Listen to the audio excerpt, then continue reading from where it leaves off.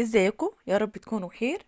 هنعمل مع بعض القرقيش. عاوزه قرقيش تاكليه على حته جبنه كده، وفي الشتاء كمان، وحاجه تكون هاديه، ما تكونش محتاجه سمنه كتير ولا لبن ولا اي حاجه. هنعمل مع بعض القرقيش، طعمها حلو قوي، طعمها لذيذ جدا، وحاجه كمان مش فيها سمنه كتير ولا فيها اي حاجات كتير قوي. هتجيبي كيلو من الدقيق، وهتجيبي نص معلقه من الملح، معلقتين من السكر. هتضيفي معلقه من اللبن البودرة، وهتضيفي نص معلقة من البودر، ونص معلقة من الفانيليا، وهتضيفي كوباية من السمنة. هتفضل كده تقلبيهم مع بعض. تكون انت مسخنة مية، احنا عاوزين المية تكون فترة، المية تكون يعني سخنة شوية. هتضيفيها على طول مع السمنة والدقيق.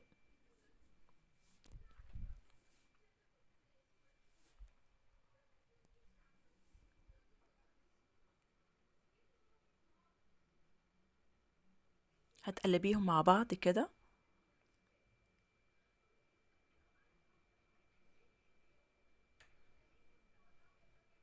وبعد كده هتضيفي المية الدافية. طبعا القراقيش ديت مش محتاجة العجن، محتاجة بس ان انتي تعمليها كده بايدك بحاجات بسيطة. زي ما انت شايفة انا مش بعجن، يعني مش بعمل بايدي كده واضغط قوي، لا انا بعملها كده بطراطيف ايدي كده صوابعي. خلاص كده هي اتلمت معايا، العجينه اختفى، الدقيق اختفى معانا. زي ما انت شايفه احنا عاوزين في نفس العجينه كده تكون طريه زي ما انت شايفاها. هتسيبها ده ترتاح لمده 10 دقايق كده، ترتاح شويه. سيبناها لمده 10 دقايق ترتاح.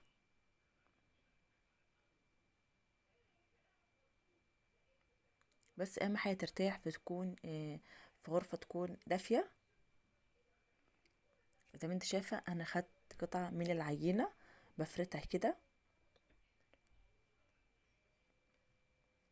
طبعا يكون السمك بتاعها ما يكونش رفيع ولا تخين.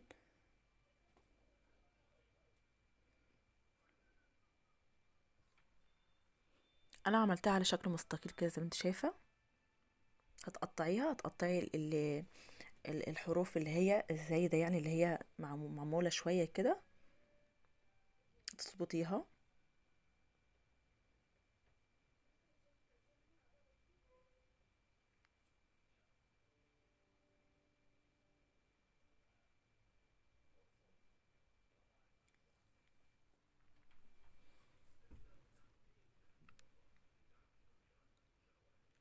هتقطعي كده.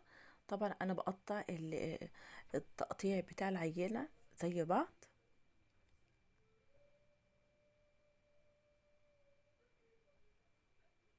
انا بقطع كده على شكل مستطيل زي ما انت شايفه.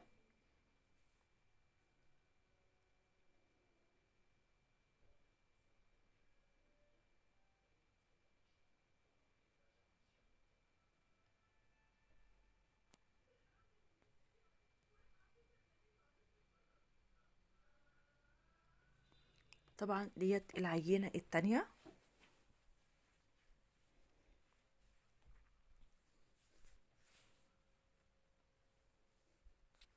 طبعا انا قطعتها بقطع تشكيله، يعني اللي هي العينة تكون مشكلة كده بشكل حلو قوي للأطفال. وأرقش كده هتاكلها على حتة جبنة كده. دي القطاعة اللي عندي، طبعا في قطاعات تانية.